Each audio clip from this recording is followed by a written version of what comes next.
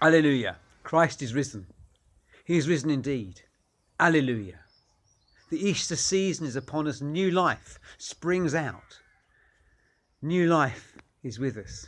Here I am on top of the Deanery Tower. I thought it was a fitting place to be, where from here we can see the whole of Hadley. We can see the life around us. Over that way, of course, would be Layham. I think Layham's about over there somewhere, isn't it? And Shelley too. All of us together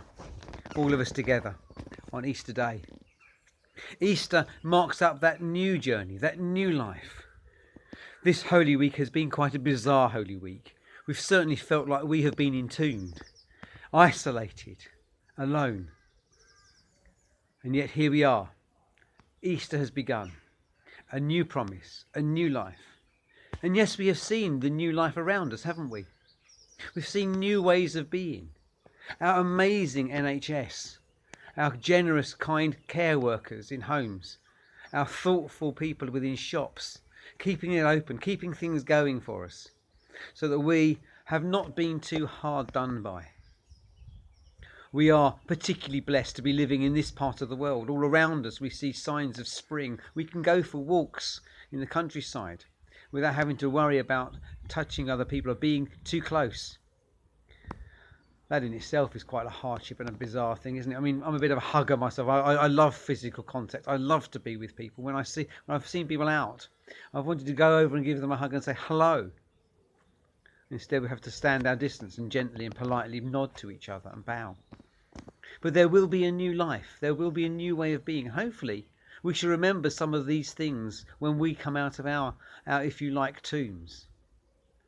I'm never quite sure whether that's a good way to say it, us being in isolation, being like the tomb, but I think in some ways it is. I think many of us have experienced a certain loss in the kind of things we just would love to do, just generally and naturally. But there will be a new life, a new way of being. When we come out of this, remember the kindnesses we've met with and the kindnesses we've given, the way we've been able to treat each other differently.